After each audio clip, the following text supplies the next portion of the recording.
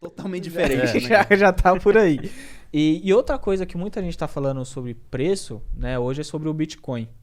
Né? Eu lembro que, eu conheci assim o próprio Bitcoin, né? Ouvi falar, na verdade, em 2016 na faculdade, né? Que era um amigo nosso comum, Felipe. Deve Mano, falar numa época boa. sim, eu lembro que o Bitcoin, se eu não me engano, tava 8 mil e pouco tempo depois chegou um 16, alguma coisa assim. Só que a gente Isso tava já endividado. foi 2017 já. 17, É. então foi A 2017. gente tava endividado, aí não dava pra Aí investir. não dava.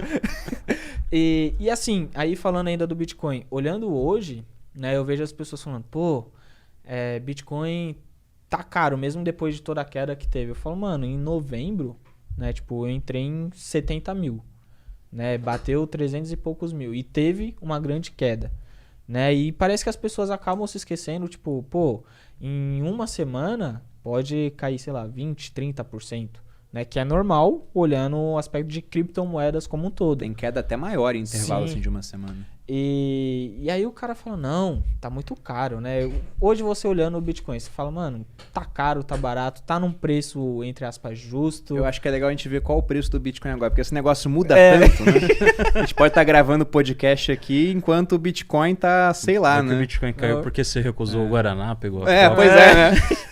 Ele tá em 180 mil mais ou menos agora, tá em queda hoje aqui em real, né? Uns Hoje é 5% dia aí de queda.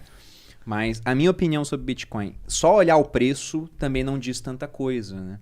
Aí você pode falar, mas o Bitcoin não é uma empresa que gera fluxo de caixa pra gente ver um preço lucro, um preço EBITDA, né? Não tem essa métrica, não, mas existem outras métricas e considerações a serem feitas sobre o Bitcoin. Porque o Bitcoin, o projeto dele é que ele seja uma moeda, né? Uma criptomoeda. Vai ser isso realmente? Eu tenho um certo ceticismo com essa questão dele ser usado de fato como uma moeda.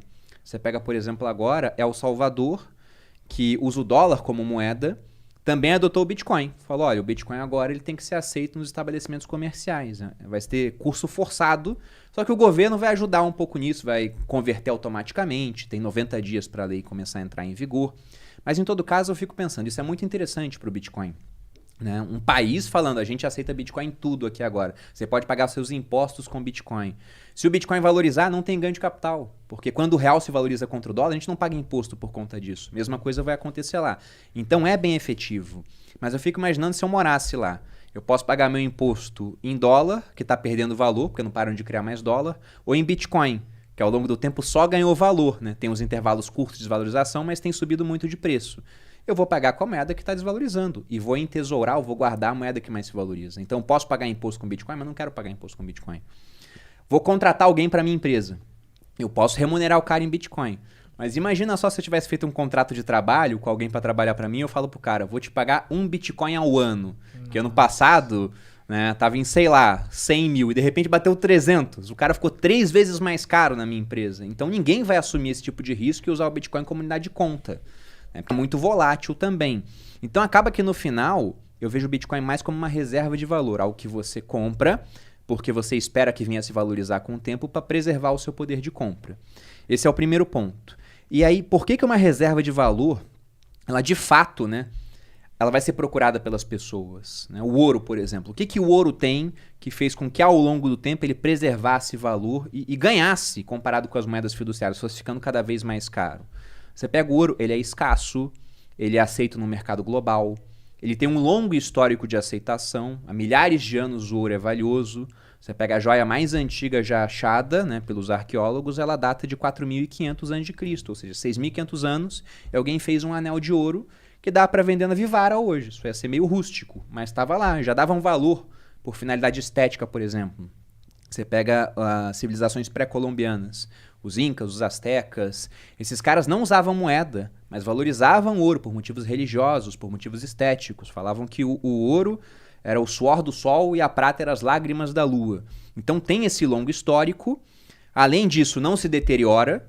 Né? Eu posso comer ouro. Lá em Dubai, quando eu fui, tinha um café que os caras botavam uma folhinha de ouro assim. Né? Lógico que eu não vi como saiu depois, mas teoricamente o ouro ele vai se preservar. Se forem na peneiral que eu fiz na privada, iam achar o ouro de volta. Né? E o último ponto é a questão de ter um certo valor intrínseco, que é um termo muito discutível, porque quando o pessoal fala de valor intrínseco, parece que tem uma bandeirinha falando, olha, Essa água aqui tem que custar tanto, esse é o valor dela. A gente sabe que não, né? A água aqui é barata porque tá cheio de água na geladeira ali. Agora, no meio do deserto, você tá morrendo de sede. Você tem um diamante no bolso, o cara te oferece uma água e fala, custa um diamante. Você não troca? Então o valor da água subiu pra caramba. Se tem um valor intrínseco, não é tão legal. Mas na ausência de melhores palavras, vamos usar. E o ouro ele tem valor porque pode ser usado para uma série de coisas. O ouro conduz eletricidade muito bem. Você pega, sei lá, a Anitta, que a gente falou dela antes aqui de começar, né? Uma baita de uma artista. Você acha que a Anitta ela vai fazer um show, ela vai querer qual equipamento para isso? O melhor. E nos melhores equipamentos, muitas vezes, eles usam ouro para auxiliar na condutividade. Então, há muitos usos que você pode fazer para esse metal. Desde muito tempo, principalmente estéticos. O Bitcoin tem todos esses fatores. Ele só peca em um fator, né? Ele é escasso, ele é aceito no mercado global. O longo histórico de aceitação dele é o que falta, mas isso também tem um ponto a ser apresentado.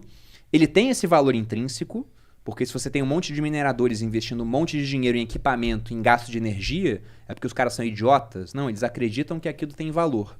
Né? E o outro ponto é que ele não se deteriora com o tempo. Ele é um ativo digital. Podem passar 100 anos e ele continua existindo. Né? Desde que a rede dele continue existindo. E o ponto do longo histórico de aceitação vale frisar o seguinte, né?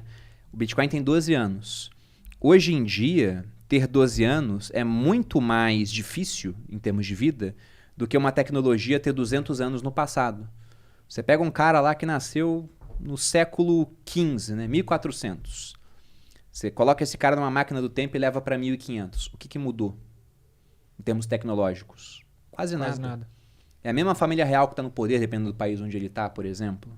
Ele vai ouvir falar que alguém chegou no Brasil. Mas é só isso. Aí joga o cara mais 100 anos para frente. O que mudou? Algumas coisas, mas não muito. Agora você pega um cara que tinha 30 anos em 1980. Joga ele nos dias de hoje. O mundo mudou pra caramba. Porque a gente não para de mudar, evolui muito rápido. A primeira vez que eu peguei um Uber foi em 2015. Depois eu cheguei a ficar... Até hoje eu tô sem carro, na verdade. Eu cheguei a ficar... Dá 4 anos sem carro, só andando de Uber. O negócio mudou minha vida. Então mostra, né? Até 2015 o táxi mandava. Agora o táxi tem um sério problema e provavelmente o taxista não vai existir no futuro da maneira que a gente vê hoje. Então ter 12 anos hoje é muito diferente de ter 12 anos lá atrás. Por conta disso eu vejo o Bitcoin como uma reserva de valor. E pensando nisso, né? Bitcoin tá caro ou barato? Eu acho que ele tá num patamar de preço atrativo. Porque, primeiro, ele chegou num pico aí de 360 mil, mais ou menos. Tá na metade do preço agora. Esses períodos de queda, eles são normais. E, inclusive, por algumas métricas que a gente pode usar para o Bitcoin, ele parece estar num ponto legal de compra. E quando eu digo isso é porque eu comprei nesses últimos dias. Que é o seguinte, tem 2 métricas interessantes. Tem uma que mede o otimismo e pessimismo do mercado. Tem várias, né? Mas vou citar uma aqui chamada Fear Grid Index. É gratuito, você pode jogar na internet, você consegue ver todo dia. Você bota lá um termômetrozinho. E geralmente, quando o preço está subindo muito, as pessoas estão mais otimistas e estão propensas a pagar mais caro.